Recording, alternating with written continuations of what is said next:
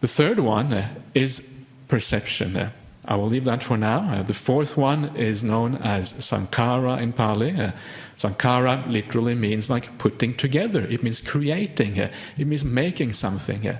And the maker in Buddhism is always the will, the volition, the doer inside of us, the one that drives us around from here to there.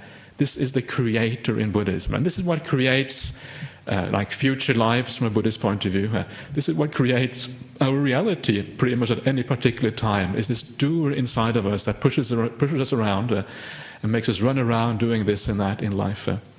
And the last of these five aggregates is consciousness itself. And by consciousness here just means awareness, the ability to know, to be aware that things are happening around us. That basic ability to know, that is the consciousness, the fifth of these groupings. So here you are. This is supposed to constitute everything, our entirety of experience. And you will have noticed that I talked about three different aspects. I talked about, first of all, physical things, which is like the rupa, the form, and then three different aspects of mind: feeling, sensation, first one, the will, and then consciousness. And everything that remains, everything apart from that, is perception. That's how we can know the world, how we can differentiate the world. This is what perception is about. So to give you some ideas of what perception is then, it is, as I said, the remainder, what remains in the mind. So for example, if you, your ability to distinguish colors, for example, to distinguish red from blue, green from yellow, your ability to see any kind of perception that comes through your eyes is a sanya, it is perception. You can distinguish, you can understand the world in terms of these perceptions. Same thing with the ear. When you hear something, your ability to distinguish, to understand what is going on, what is happening in your life, is perception. You can hear one sound from another one. You can understand the distinction between these things. Again, this is perception. And the same thing with the other senses, with the sense of smell, the sense of taste, the sense of touch. Your ability to distinguish and understand what is happening is this aspect of perception that discriminates and distinguishes things here.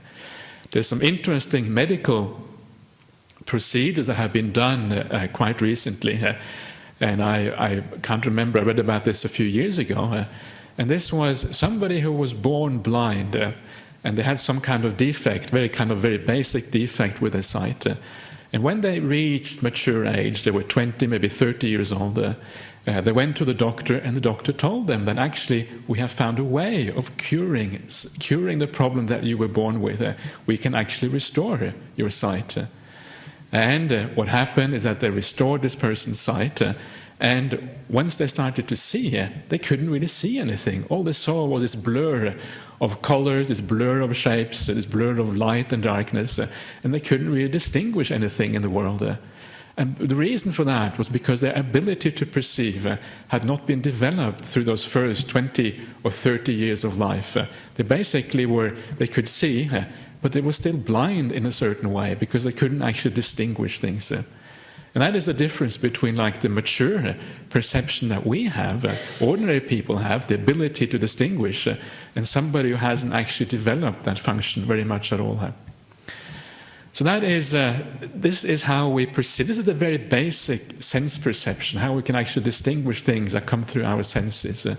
But perception is also about concepts. All the concepts that we have in our minds are essentially perceptions. And for example, how do we relate to ourselves? Who do you take yourself to be? What kind of person are you?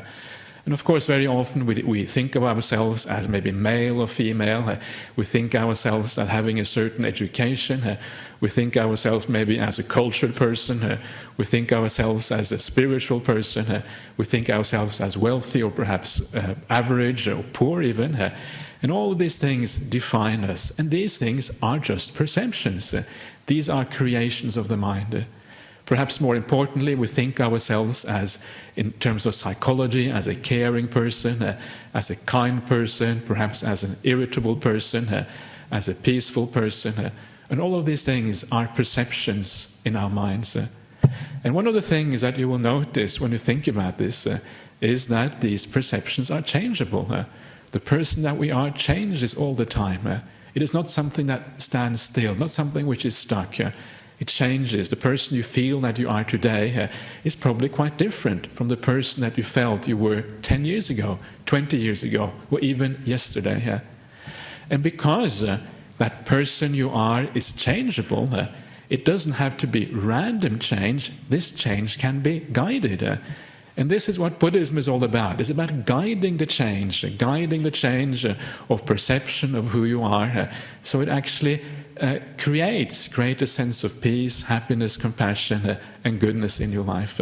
And this is really the whole of the path. It's this guiding of the change. And this is the guiding of the change of the perception of who you are. And then, of course, there is the perceptions of who we are in relation to other people. Who are our friends, for example? Who do you consider your friends? Who do you consider your enemies? Now, this is just a perception. There's no real reality to that, because friends come and friends go, enemies come, enemies go, neutral people come and go. There's no solidity behind those things. And again, you can see how these things, because they are changing, always evolving, they're also something that we can actually develop deliberately. And very interestingly, one place the Buddha said that perception is like a mirage. It's a mirage because it doesn't have any solidity here.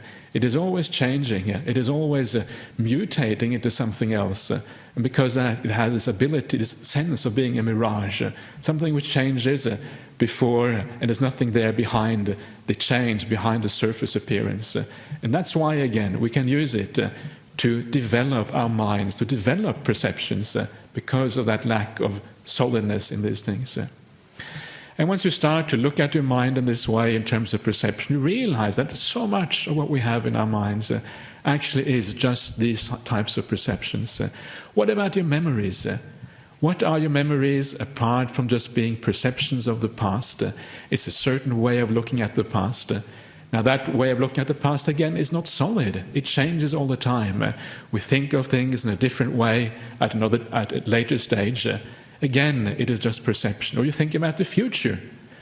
The future, again, is just a particular way of looking. The way you look at the perception of the future is just a particular way of looking at the future. There's no solidity there. There isn't any real future in the mind. It's just how we relate to this idea of the future. And the same is also true of the present. Even the present, right here and now, whatever you perceive here and now is basically a choice. It is something that we can change, it's something we can develop. You may feel that sitting in this room right here and now is a very solid and very clear experience, but it can be experienced very differently. Part of that experience that you have when you're sitting in this room right here is a sense of me. I am here, I'm sitting in this group of people. And that sense of me has a certain solidity to it. But of course, that sense of me that you have right here and now is itself just another illusion from a Buddhist point of view. It is possible to perceive this room in terms of just you are here, but without having the sense of me as compared to everybody else in this room. And this is the idea of non-self, whereby you no longer have that sense of solid identity that you otherwise would have. So even this present moment can be seen very differently from the way it actually is right here and right now.